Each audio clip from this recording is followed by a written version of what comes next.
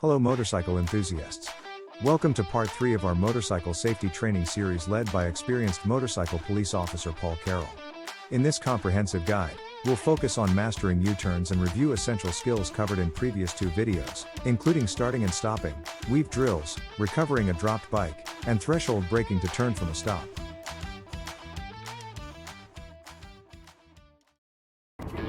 So, note with the U-turn box, when you go in here, I'm going to jump on my bike and I'll demonstrate it. I want you to use the whole pattern initially. When you think that you get really good and I can get really tight, then you can start turning this thing. You can actually divide that box in half and turn the bike out of the halfway point. But I want you to go all the way to the edge, whether you're on the right side or the left side. If you're on the left side, when your bike, that 10 o'clock cone, which is like that second cone from the corner. The 2 o'clock cone is the second cone from the corner on the right side. That's where you need to look back over your shoulder. What Rob freaking talks about, you need to look at your freaking license plate. That's where you need to concentrate on. You need to concentrate on pulling the bike up your own ass. You're looking all the way back because I need to look where the motorcycle needs to go. Looking here is not going to put the bike back here. Looking back there is going to put the bike. But the friction zone is all the same. All the things that we just talked about over the last hour and change, all the same. The thing you got going for here is you got a little bit of momentum to your favor. That the motorcycle actually is running and it's moving. You can get yourself set up. But remember, when I go to turn and lean that bike and look back, I got to start introducing clutch, and more clutch. Why? Because the bike is coming over in a lean. What happens when you pull clutch in and the bike leans over? It goes fall. That's just what's going to happen.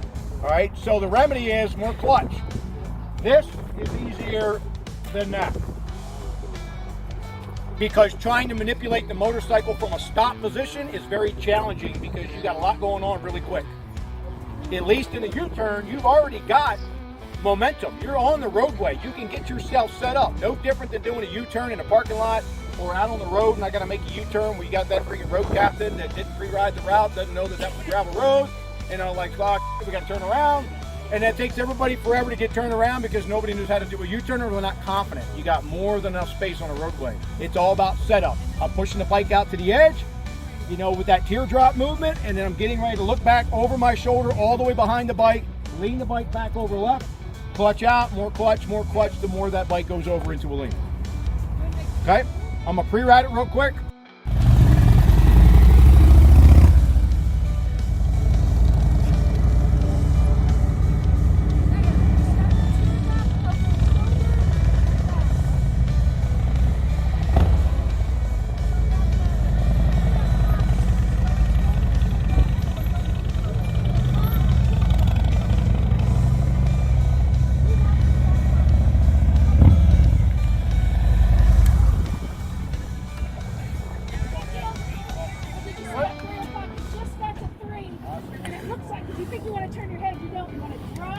And then look.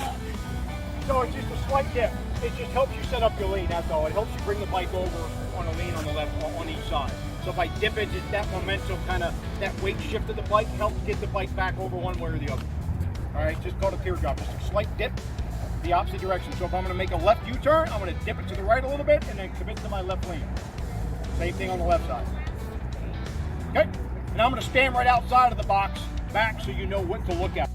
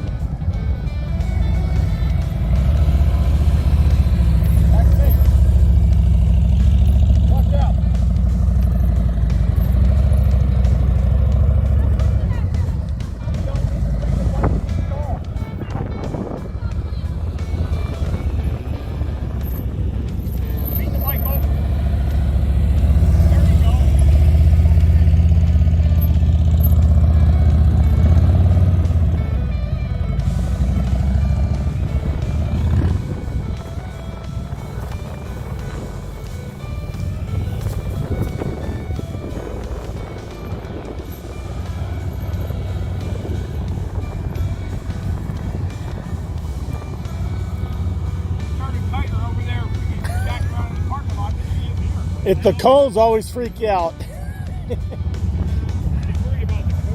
I know.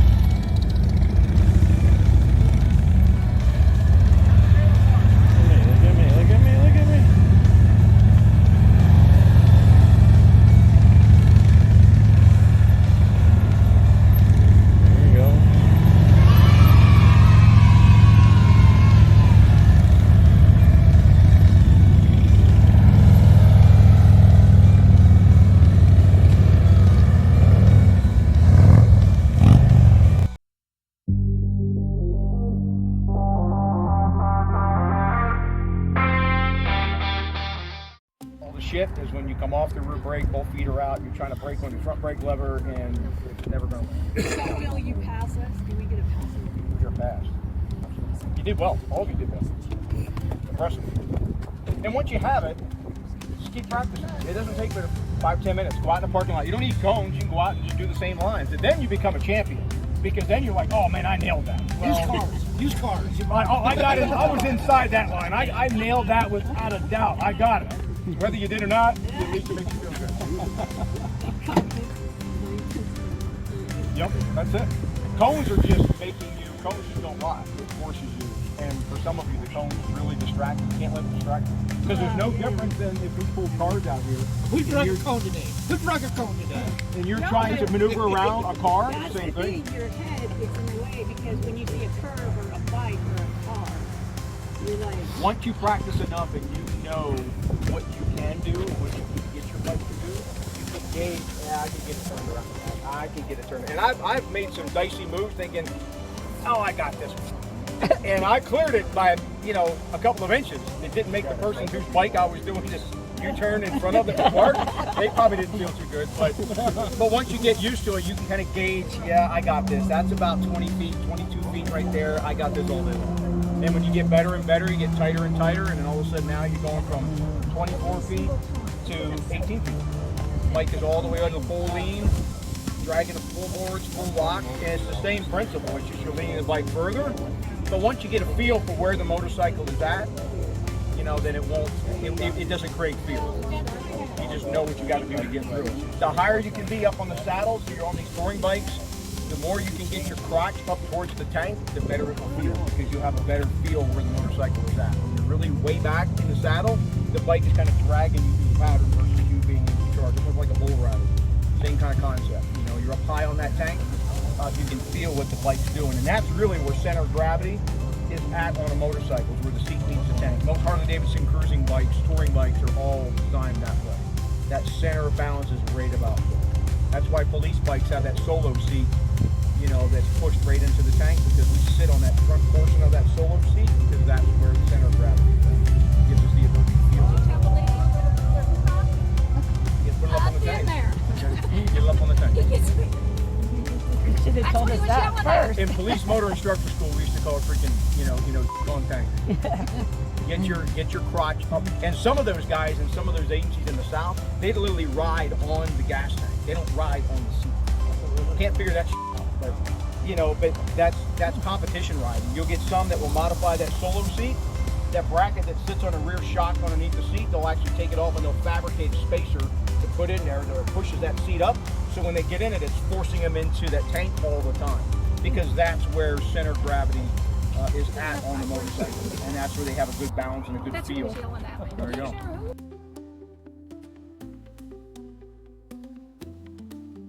If you don't know what you're doing wrong, then you're never going to be able to fix your problem. That's the thing. And again, it all comes down to really three basic fundamentals, and that's clutch, throttle, rear brake, and head knobs. All those three key pieces, if you really get mastered, you can do any pattern as long as you're operating within the maximum limits of the motorcycle.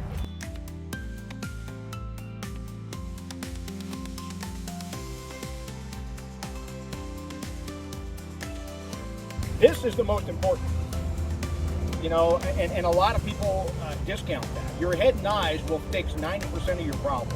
Your other 10% is clutch, throttle, rear brake.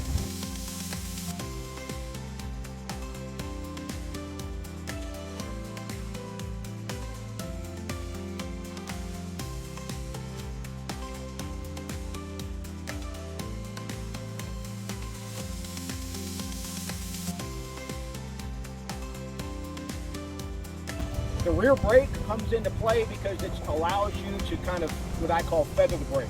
You can lightly tap the brake, because you got to remember this, when you're at on road speed, so when you're out on any roadway 40, 45 miles an hour, your front brake is your friend, your rear brake is your enemy. You really don't want to use much rear brake at all. You get yourself in that sort of habit, and the reason being is because when you get into an emergency situation where you have to use maximum braking that this motorcycle can provide, if you don't do it correctly, then you're going to kick the bike into ABS if you have ABS. Because ABS is just keeping the wheels from locking and keeps you upright. It doesn't get you stopped any faster. you clearly have the human ability to be able to override your ABS and get maximum braking on the motorcycle. Inside a parking lot, your friend is your rear brake, not your front. That's why you see people dump the bike in a parking lot. Because what they'll do is they'll take both feet off the floorboards, they'll brake only with their front brake. They really have no control over the motorcycle. If something goes wrong, they got no ability to adjust the friction zone because they can't stall their forward progress. Because if they use the only brake they got available to them, which is the front brake lever because their right foot's out duck walking or out on the ground, then the bike is just going to lurch and the bike just dumps over.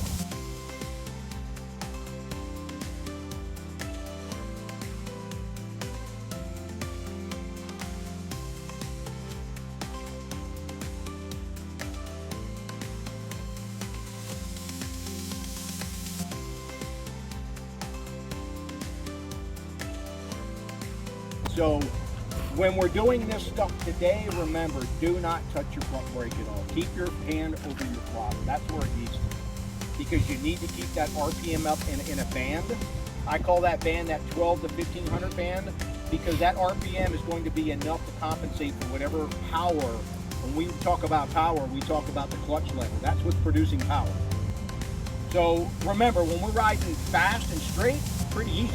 You can literally get the bike up to speed, put your cruise control on, jump off the bike, and the bike will continue to keep going until it hits on. When it's at slow speed, it requires every bit of your control.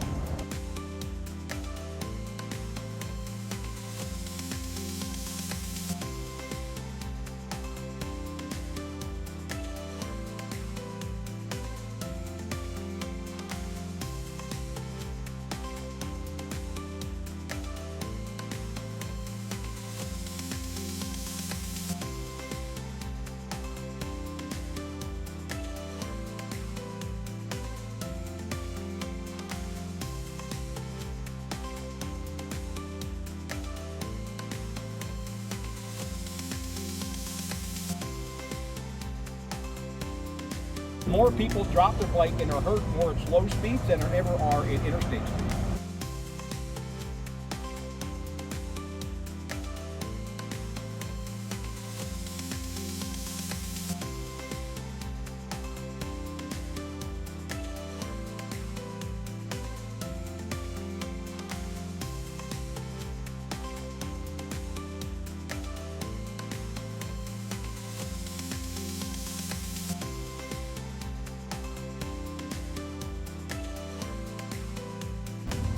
High up on the saddle, good posture.